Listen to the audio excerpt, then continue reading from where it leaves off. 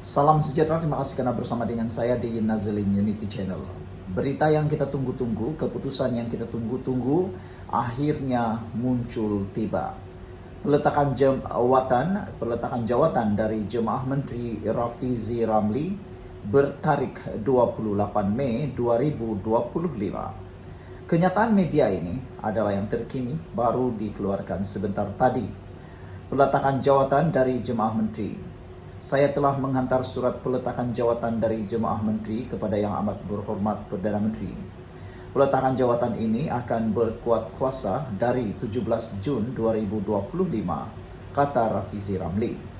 Bermula dari hari ini, saya akan menghabiskan baki cuti tahunan sehingga 16 Jun 2025, kata beliau. Saya menyertai politik untuk Kata Rafizi, dia menyertai politik untuk membudayakan politik baru yang berteraskan kebertanggungjawaban dan mandat rakyat. Kekalahan saya dalam pemilihan PKR baru-baru ini bermakna saya tidak lagi mempunyai mandat dari parti saya untuk menerjemahkan agenda rakyat yang digagaskan oleh PKR menjadi program kerajaan. Seperti mana amalan di negara-negara yang menitik beratkan prinsip demokrasi, pemimpin yang kalah dalam pemilihan parti perlu memberi laluan kepada pemimpin yang menang mengambil tempat di dalam kerajaan. Saya ingin mengambil kesempatan ini mengucapkan jutaan terima kasih, ribuan terima kasih kepada kepimpinan dan kaki tangan Kementerian Ekonomi yang telah memberi dukungan penuh kepada saya sepanjang saya di sini, kata beliau. Saya telah melihat sendiri kecekapan dan kemampuan sebahagian besar penjawat awam di sini yang berupaya merangka dasar dan disusuli dengan kerangka politik program yang berkesan. Saya yakin program-program untuk membaiki struktur ekonomi negara yang telah dipelopori oleh Kementerian Ekonomi akan terus dilaksanakan dengan jaya oleh penjawat awam, kata Rafizi lagi. Menambah lagi, kata Rafizi, amanah terakhir saya sebagai Menteri Ekonomi telah disempurnakan dengan penghasilan rancangan Malaysia ke-13 RMK-13 yang telah pun dimuktamadkan dan menunggu untuk dibentangkan di Parlimen dalam sidang yang seterusnya, kata Rafizi. RMK-13 telah digubal untuk memberi penekanan kepada reformasi pendidikan yang lebih menyeluruh, termasuk beberapa reformasi struktur yang melibatkan Kementerian Pendidikan. Saya berharap Jemaah Menteri tetap mengekalkan beberapa reformasi berani yang melibatkan Kementerian Pendidikan di dalam RMK-13, walaupun saya tidak lagi berada di dalam Jemaah Menteri, kata Rafizi.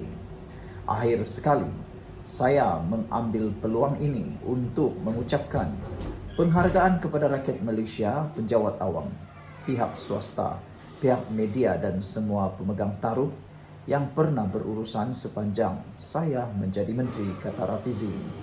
Perjalanan kita untuk mengubah struktur ekonomi negara menjadi lebih kukuh dan mencapai status negara berpendapatan tinggi adalah masih jauh, kata Rafizi. Oleh itu, kita wajar terus mengambil keputusan yang baik untuk jangka panjang, walaupun keputusan itu sukar dan berliku demi generasi masa hadapan. Oleh Rafizi Ramli, bertarikh 28 Mei 2025. Sekian untuk kali ini, jangan lupa tinggalkan komen Anda. Salam sejahtera, terima kasih karena bersama dengan saya di Nazilin Unity Channel. Saudara-saudara sekalian, terbongkar satu gerakan parti politik tertentu nih nak pancing Rafizi Ramli. Kalau sebelum ini mereka galak, mengecam, bahkan menghina Rafizi. Ada yang mengejek Rafizi sebagai menteri teori ataupun menteri formula. Ada yang mengejek Rafizi seakan-akan Rafizi ini tidak pakar dalam ekonomi karena beliau ialah menteri ekonomi. Tetapi selepas Rafizi kalah dalam pemilihan PKR baru-baru ini, nampaknya mereka sanggup meludah ke langit, kena di muka sendiri atau menjilat ludah mereka sendiri. Pepatah itu sering kali berlaku kepada ahli-ahli politik. mereka sanggup menjilat ludah sendiri gara-gara semata-mata mau mendapatkan kepentingan tertentu.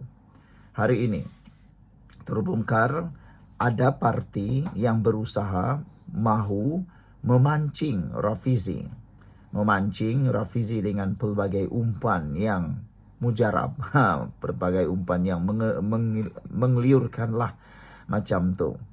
Hari ini daripada Sinar Harian, satu petikan berita mengatakan Rafizi tokoh sesuai sertai payung besar PRU 16. Itu kata Anwar Musa. Wah, tiba-tiba pula Anwar Musa tampil memberikan kenyataan kononnya Rafizi sesuai sertai payung besar PRU 16.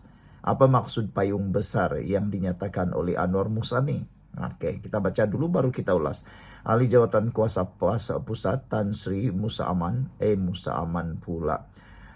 Tan Sri Anwar Musa berpandangan bahawa Menteri Ekonomi Datuk Seri Rafizi Ramli merupakan tokoh yang sesuai untuk menyertai satu koalisi politik nasional yang disifatkan sebagai payung besar dalam membawa transformasi negara menjelang PRU 16. Anwar berkata, kekalahan Rafizi dalam pemilihan PKR pada Jumaat tidak semestinya melenyapkan figura utama politik negara itu daripada lanskap politik yang semakin dinamik. Itu dia. Dia mula cakap tentang lanskap dinamik dan sebagainya. Nak tahu apa itu lanskap dinamik? Lanskap dinamik itu ialah lebih kurang katak politik lah. Lompat sini, lompat sana. Itulah dia dinamik politik. Tapi saya rasa Rafizi tak akan layanlah jemputan dan pancingan ini. Walau apapun jawatan atau walau apapun umpan yang akan ditawarkan kepada Rafizi. Sebaliknya, bekas Setiausaha Agung UMNO itu percaya bahawa Rafizi mampu membawa perubahan sekiranya diberi ruang menyertai payung besar yang dipercayai merujuk kepada cadangan Ketua Pembangkang Datuk Seri Hamzah Zainuddin untuk membentuk satu konsensus nasional bagi menyatukan rakyat tanpa mengira latar belakang politik, suara keagamaan, masyarakat sivil dan rakyat pelbagai lapisan. Kekalahan Rafizi telah diduga namun ia berlaku dalam keadaan beliau tetap bertanding dan melawan.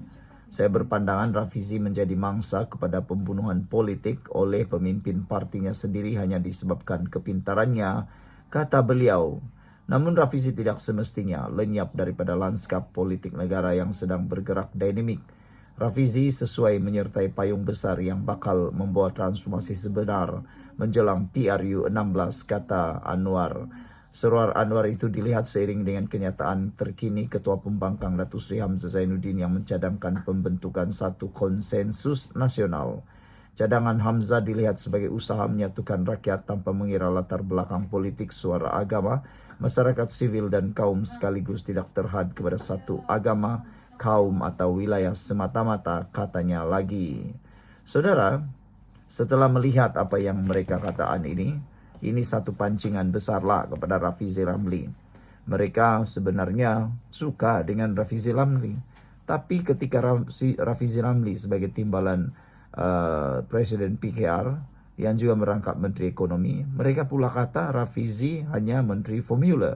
Hanya seorang yang penuh dengan formula. Tapi inilah, bila Rafizi sudah kalah, mereka kata silakan datang bersama kami dalam satu payung. Jadi saya rasa mereka ni memalukan diri sendirilah. Apa pula pendapat kamu semua?